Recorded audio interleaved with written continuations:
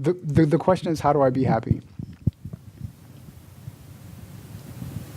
Your quest to be happiness will result in you being happy half the time and you being equally sad the other half the time.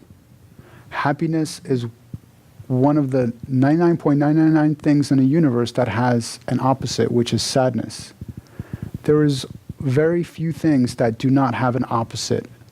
It is joy, it is love, it is presence. These things do not have an opposite. So my quest is not to be happy or sad. My quest is to get deep in the truth. How am I truly feeling?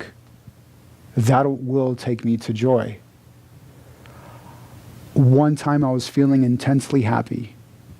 And I'm like, wow, I'm feeling like really happy. I started dating someone and a few weeks had gone by and things were going really well. And I was just feeling intensely happy from here to here. It was pure happiness. It was bliss. And I'm like, well, I know that I can make the sadness kind of like go away, literally transform if I breathe the sadness, the discomfort feeling all over my body.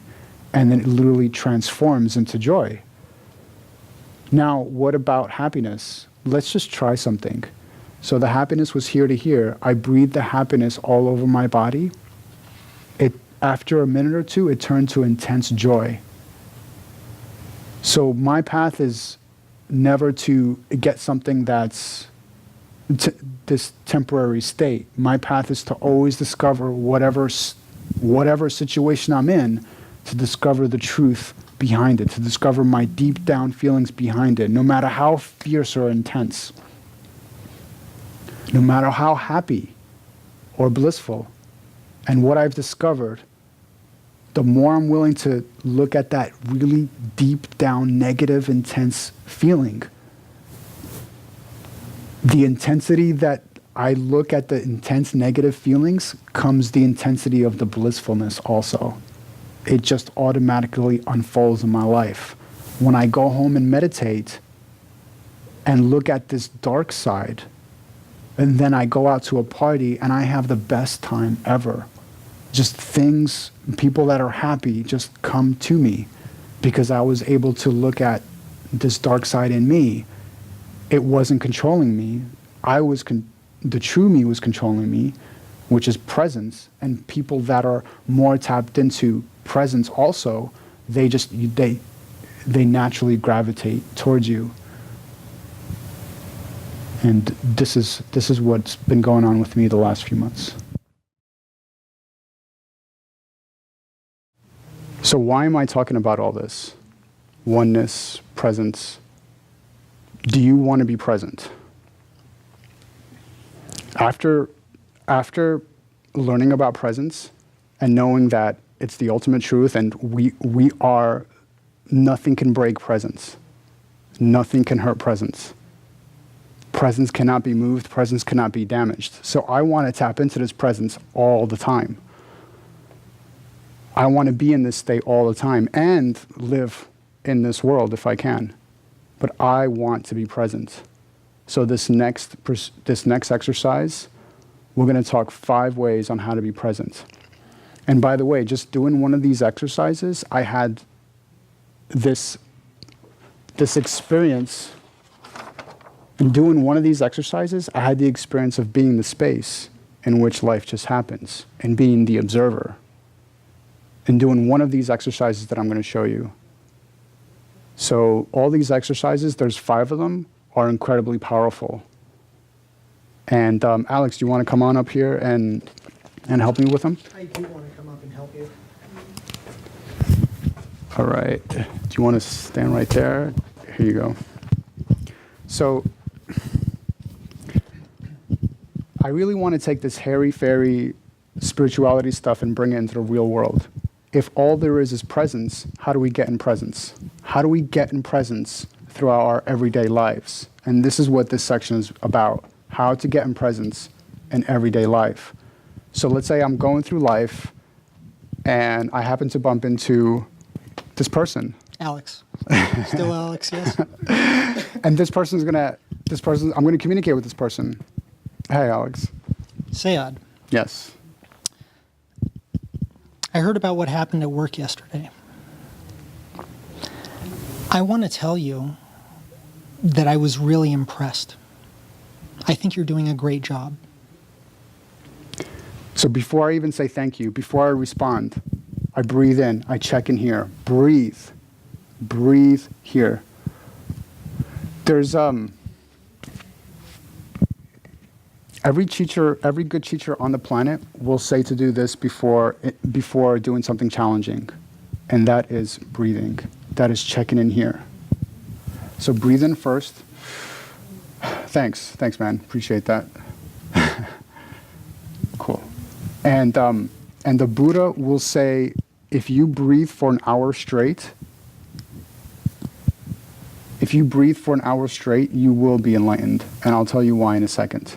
But breathing and being in a state of presence allows the door of opportunity to come, allows you to tap into the present moment. Breathing allows you to tap into the present moment and communicating with the world around you. The present moment being you, the present moment being your body, being your stomach, being breathing, being tapping into it. Okay? I'm really sorry to have to ask this. I really did not want to have to ask you this, but I'm tapped out. I need to borrow some money, like however much you can handle. But I'm sorry to ask, but I really need to borrow some money. Breathe first. See, I'm narrating this. You don't have to actually, when you're talking to somebody, you're not actually. You don't have to tell them anything. So breathe first. Breathe first. Check in here. Breathe first, and then respond. You know what? Can I check my bank account and I'll get back to you? Yes, that would be great. Thank you.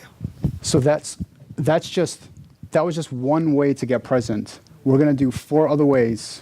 And by the way, just real quick, that's one of the things that Eckhart likes to come back to, is not using presence or breathing or whatever your practice is instead of what you're going to do. Just do it first. I'm not breathing instead of, loaning money or whatever it is that I'm going to do. It's just before the emotional reaction has time to come up, I'm just grounding myself. I'm just taking a breath as my go-to before I do anything.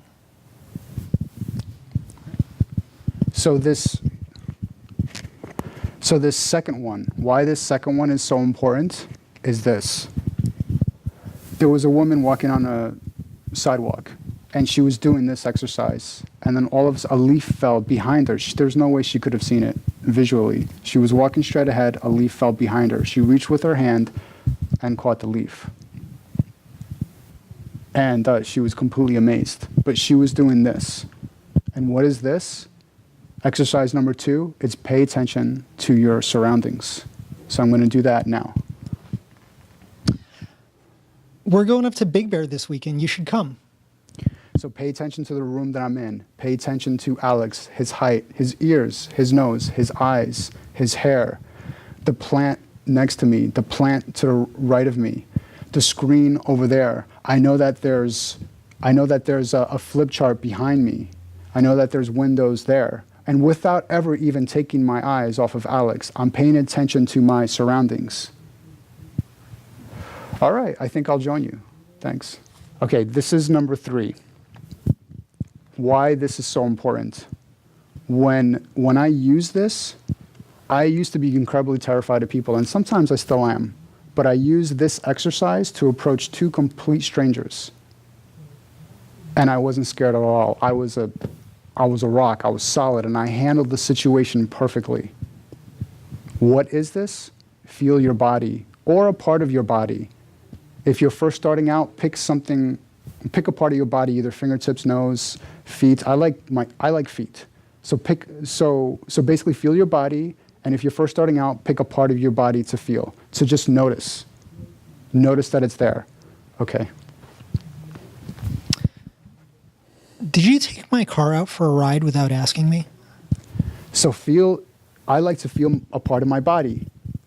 I like to feel my body, and the part of my body that I'm picking is my feet. So while I'm with him, I'm also with my body, or a part of my body. I'm with my feet. And by the way, the feet have so much other more benefits other than feeling your body. It's the ground. It really just grounds you. You're really a rock. So my take is feet. So a lot of the reasons why we get disoriented is because he just asked me a tough question, and I'm here with him. But who else am I here with? What else am I checking in with? Check in with me. Check in with myself. So I'm checking in with me, feeling my feet. I'm sorry, brother, it wasn't me. You might want to check with Alice. This next one is, I could be in a party, I could be hanging out with friends, and I could be in the worst mood ever. In the worst mood ever, like, that I've ever experienced. But for some reason, no one knows that I'm in this really negative mood.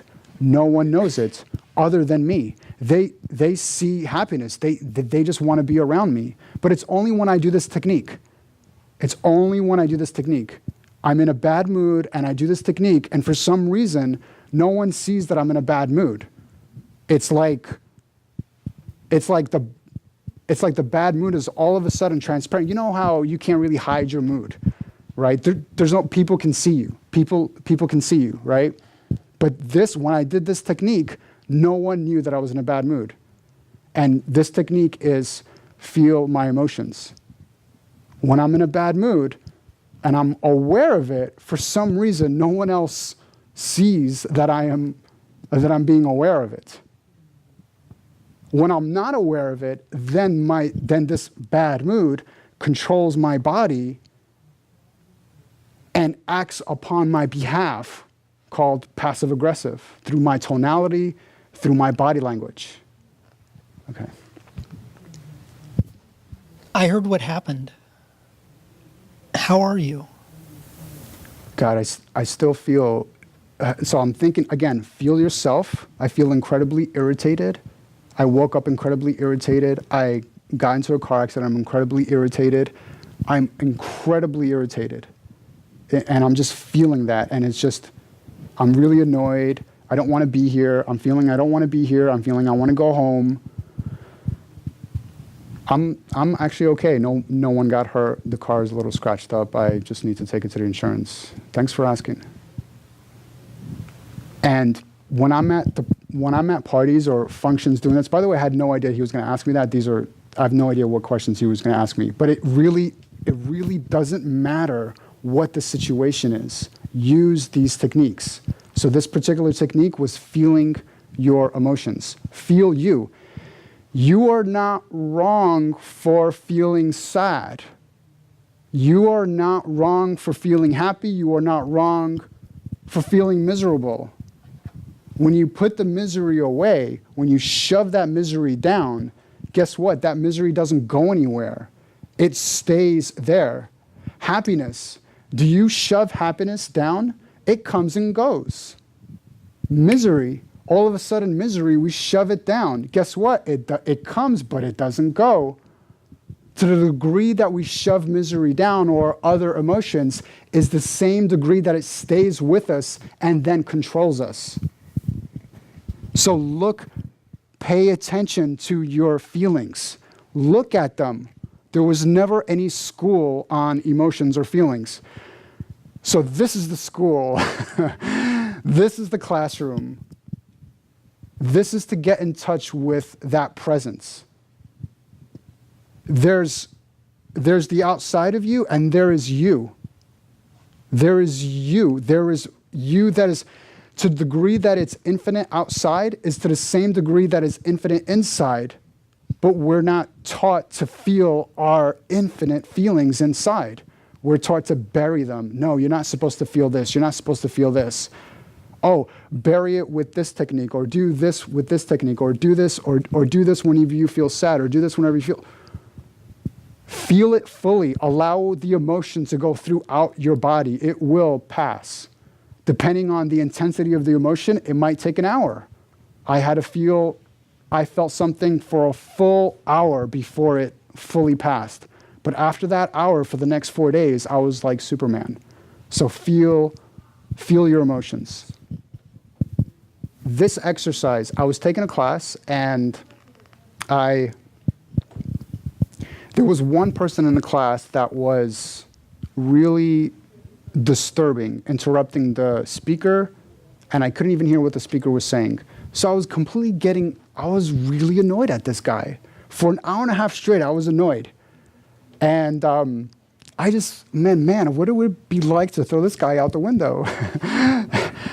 And so, and I'm like, wow, that's a bad thought. I shouldn't think that. I shouldn't think that. So, so I just thought that thought, and I just allowed the thought to come and go. And at the end of the hour and a half, I had no animosity towards him. I had no feelings. I even talked to the guy and drove him home. Now,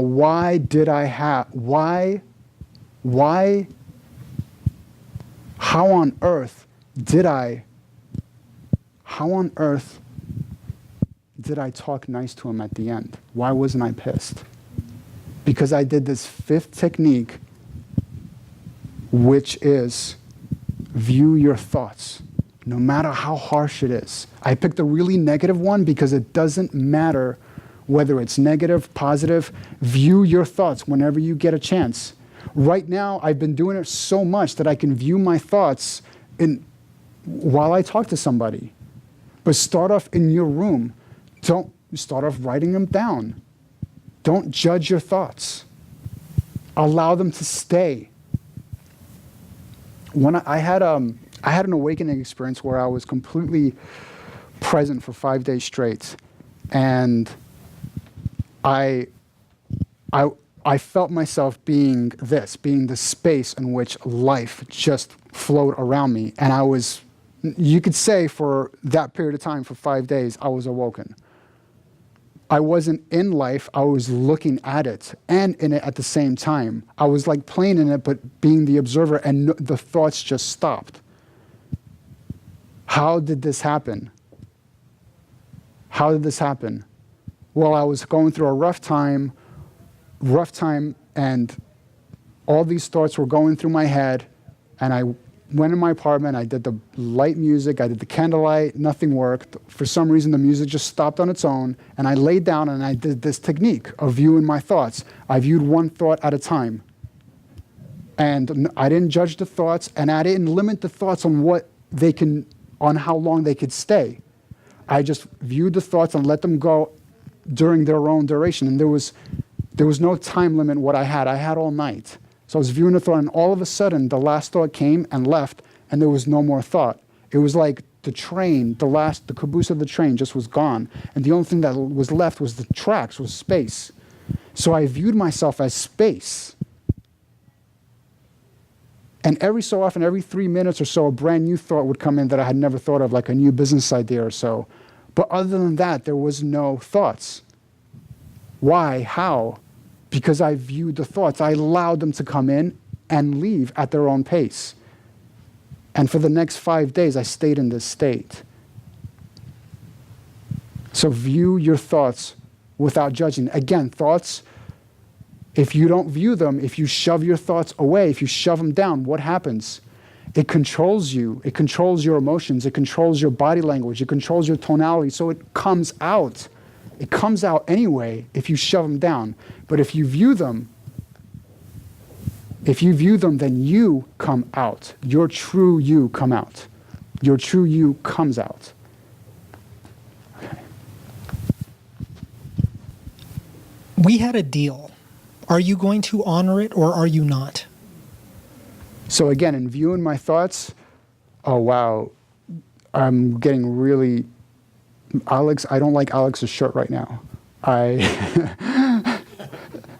Again, view your thought, whatever comes in, view your thoughts. The deal that he's talking about, wow, I need a lot of time to think. Again, I'm not talking to Alex, I'm just viewing my thought. I need a lot of time to think about this. I think I should meet with him later and do this. Hey, can we talk about this in an hour? Is that okay? I'm right in the middle of something. No. Yeah, okay, let's do it. Thank you very much, Alex. All right. My number one message that I want to get across the world is that there is nothing wrong with them. they are fine just the way that they are. If they want to change, they are fine with that change too. If they're feeling an intense emotion, they are fine with that intense emotion. Explore it. If they are having these erotic thoughts, the erotic, I think that's a sexual term. If they are having these intense and wild thoughts, they are fine for having these intense and wild thoughts. The bad part, the part that's not serving is them thinking that there's something wrong with them for having these feelings, for having these thoughts. There is nothing wrong with them for having these feelings or having these thoughts. That is what's causing the disease. That them saying to themselves, there's something wrong with my thoughts, there's something wrong with my feelings. If these negative thoughts or negative feelings turn into a behavior and they act out negatively on it, that's something different. But the actual thought, the actual feeling is totally fine. And if I have one wish for the planet, it is to be get in touch with your thoughts. Get in touch with your feelings. Write them down. Look at them. Feel them fully. Go to your room. Let it go all over your body. Get in touch with you. Very nicely put. And to go off of what you were saying about it not being wrong to be who you are, it not being wrong for me to be who I am, it not being wrong for me to have my issues, right? Like everybody in the world is carrying around their own stuff. Everybody's got their stuff. Everybody's doing their best to keep it together, doing their best to be a good person or live life the way they think is right, but still struggling at times. And along with the realization that I'm not wrong for being the way I am, I'm not wrong for being me. In addition to that, there's a realization that by being me, there are things that I can do, things that I can offer to other people in this world that will dramatically affect their lives, that could very much improve their lives. There's no perfect people in the world, so this idea of, oh, I can only be in a relationship, or I can only be in a friendship, or I can only work at this one company when I'm perfect, that's never going to happen. There is no perfect. Relationships are two screwed up people, because we're all screwed up, getting together, and their screwed upness works. Their screwed upness works together. You know, once in a while there's that kind of relationship where I see her, she's nuts, she sees me, I'm nuts, and it just works. Yes. And even though we're not perfect, it works. And I see her and she sees me, and even though we're messed up, we actually are able to love each other, not even in spite of the craziness, because of the craziness. And if I sit back thinking, oh, I can't be in a relationship, I can't be in a friendship, I can't do this kind of work because I'm not perfect or I'm so messed up or whatever, I'm withholding myself from all those people. For all I know, this woman who I could have given her a life of love and happiness, I'm condemning her to solitude because I mistakenly believe that I have to be perfect before I get out into the world and start contributing to other people. You know, being me for other people. Does that make sense? Absolutely. Perfection. The only perfect scenario is to know that that scenario is imperfect, but to do it anyway. It doesn't mean you can't try to make your best, to put all your all into it, to fix the problems that happen. But know that whatever happens, it is imperfect, and do it anyway. Do it anyway. Do it anyway with the knowing that, you know what, you might fall flat on your face.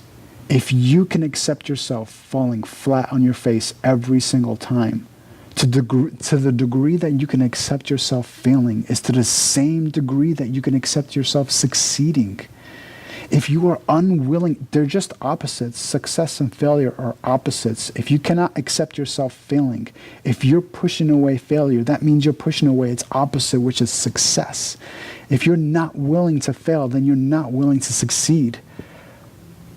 The inventor of the light bulb, Thomas Edison, tried 700 ways to make a light bulb and couldn't. When asked about that, he said he didn't fail 700 times. He discovered 699 or 700 times not to make a light bulb, and he made one. There was no definition of failure. He allowed himself to make a mistake, and he also allowed himself, with allowing himself to make a mistake, he welcomed success, and successful he was. Yeah, that's perfect. That's a beautiful example. That was, if after the first few times he would have said, I'm not cut out for this stuff. This is stupid. No light bulb. No light bulb. I mean, somebody I'm sure would have invented it eventually, but that would have dramatically changed history, right? Yeah. That would have sucked. We would have been in the dark right now. Yeah. So what about instead of I have to be this, or I have to be that, or I have to be perfect, put that aside and say, I'm screwed up. I'm doing the best I can, whatever. I'm going to try to bring good things to the world and to my life anyway. Even though I'm messed up, can I help her enjoy her life a little bit? Even if it's for tonight or for the next week or the next month? Can she help me enjoy mine?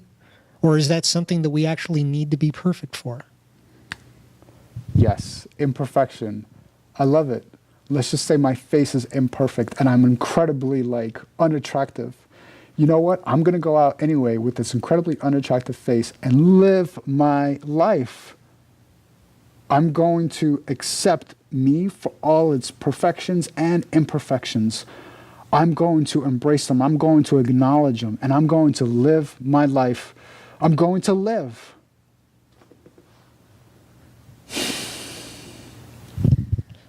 When you said that, what about your face? I know you were using that as an example, but it reminded me. I met a girl one time. I met her over the phone before I met her in person. And it had been a few weeks since we started talking, and then finally, we decided that we were going to meet. And when we met, it was fantastic. But there was a moment that came where, she had this look on her face, how people get a look on their face, like they're hiding a secret. So I'm like, okay, so what's going on? And she's like, just beautiful, inside and out, just beautiful woman. And she was like, I thought that you would have noticed my jaw. And I'm like, I do notice your jaw. It's very nice. What do you mean? And she's like, well, it's not totally symmetric. I've always been really self-conscious about it. And I'm like, dude, look at my nose. I'm looking over there, but my nose is pointing right at you. I'm totally not symmetric. Things don't have to be symmetric. You don't have to be symmetric. You don't have to be beautiful. You don't have to be perfect. You don't have to be absolutely robot looking. None of that stuff matters. Look, it's fine. There's nothing wrong with being crooked. There's nothing wrong with being anything. I like you just the way you are. Instead of putting the pressure on myself that I have to be perfect, I have to be symmetric or whatever it is, how about if I let somebody else know that they don't have to be perfect either? I guess I would like to let people know that if that's if there could be one message, I think it's very similar to yours. You don't have to be perfect. I don't require you to be. And I don't think other people really require you to be either. That person that you met, the person that's doing the worst damage is actually her idea of not belonging, not fitting in, her idea of there's something wrong with her. Because the general population is going to look at her and accept her for who she is. It's her not accepting herself for who she is that's what causes the discomfort in her body. Yes. That's what causes illness. That's what causes suffering. I mean, I have a pretty funky hairstyle, and when I first started wearing it, it was very different, and I was afraid to leave my house like this because of what others might say. Oh yeah, yeah. I was afraid to leave my I house remember you. Yeah, yeah. Sorry. with this hairstyle, and how I got over it is, you know what? I'm gonna leave the apartment like this, and I'm gonna just imagine that everybody just laughed at me. Everybody. And then I played the scenario in my head, and I'm like, wow, okay, I think I'm okay with that. I'm just gonna leave the house, and everybody that I see, I'm just gonna imagine them laughing at me. And I wore it, and I never went back. I wore it, and it was wonderful. Not only did nobody laugh at me, but I was actually shown, oh, I got a vibe of like, wow, this guy is different, or I received compliments, genuine compliments, not the superficial compliments or the fake compliments. They liked the look. And then when I told people, you know, I was actually afraid to wear it like this, they looked at me as if I was a different person, as if like, wow, why would you be afraid to express yourself? Why would you be afraid to show who you are? Why would you be afraid to do something that they think is so cool? And wow, it is so true. We are our own worst enemy. It's like our thoughts are not real. Oh, he or she's going to make fun of me. He or she's not going to like me. These are thoughts that's not real. And these thoughts turn into emotions. And the cycle repeats itself.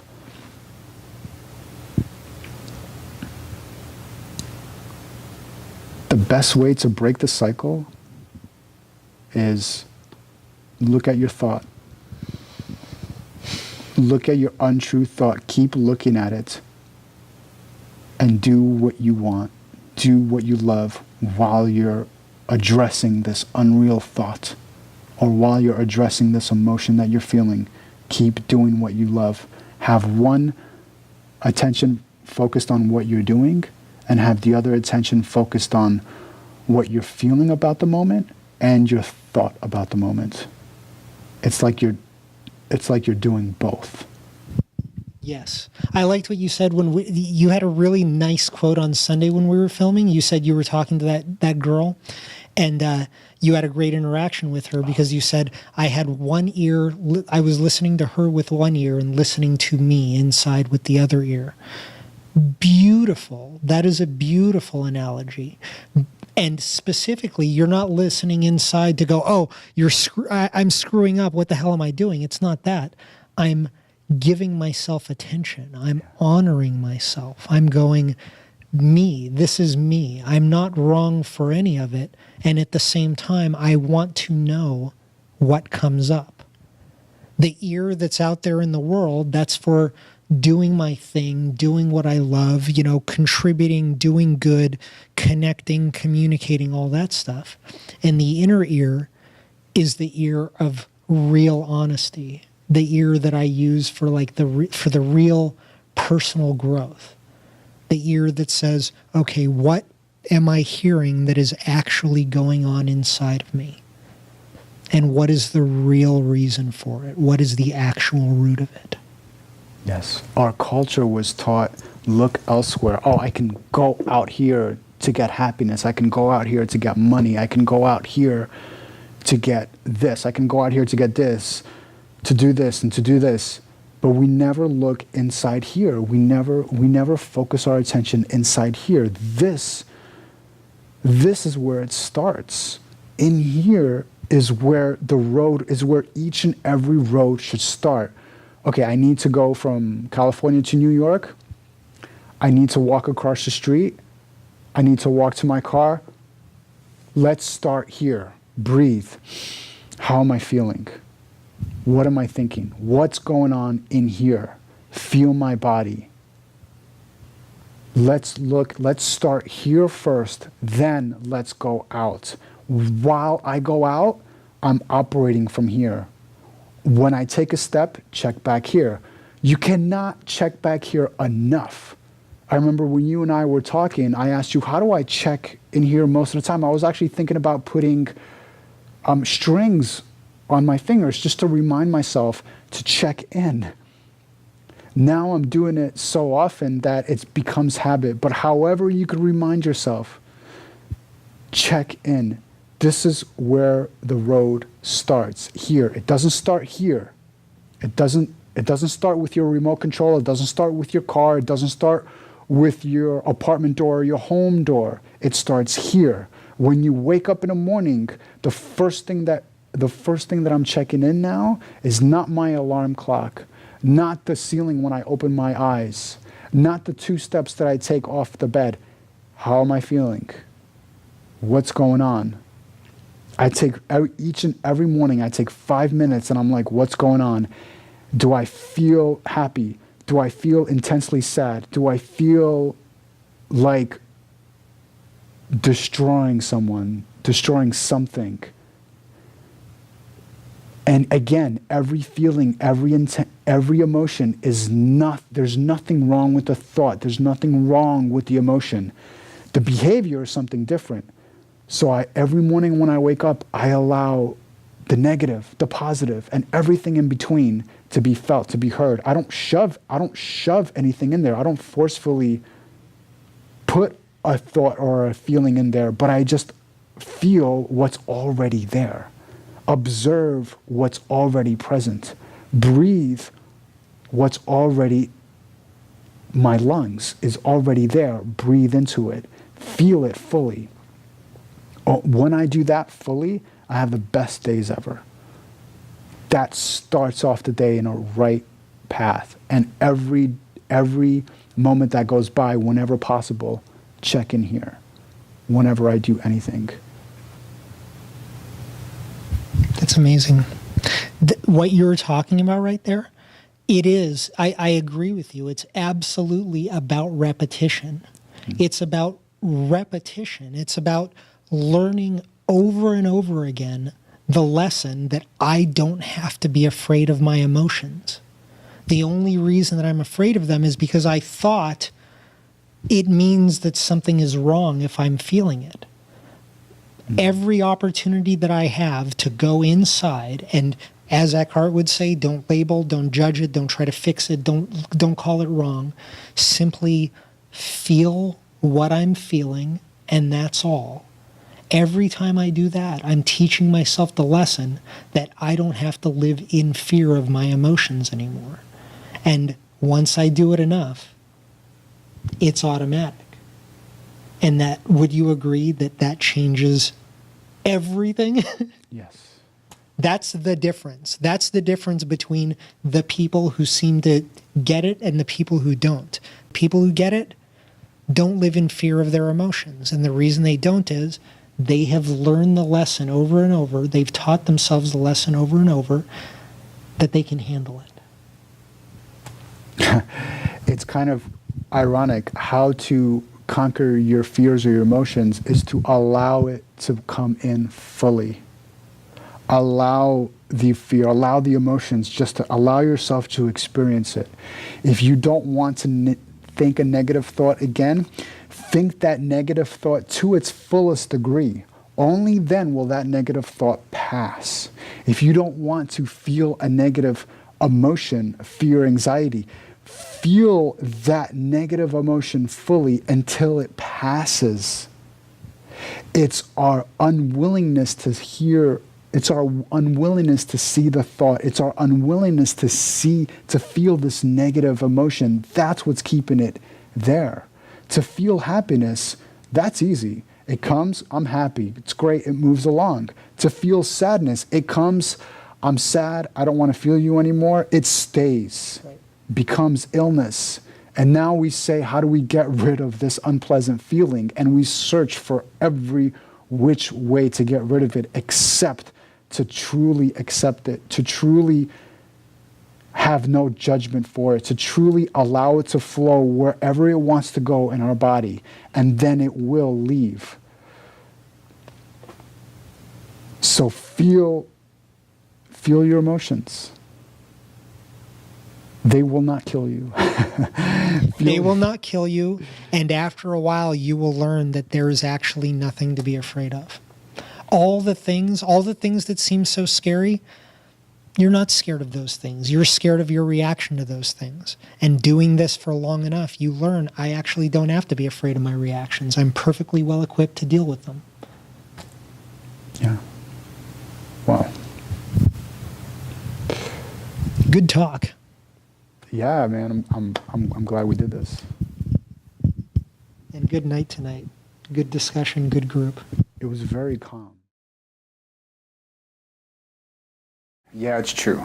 Growing up, we were never taught to deal with our feelings or our emotions. We had to figure it out on our own. So I had to become my own school for my own thoughts, my own behaviors, my own emotions. If you're going through something, if you have questions on the video that you've just seen, if you're going through something fierce inside, sadness, fear, guilt, depression, if you're going through drama outside in your life, and you need somebody to talk to, give me a call. I'm here to help you. My name is Sayad.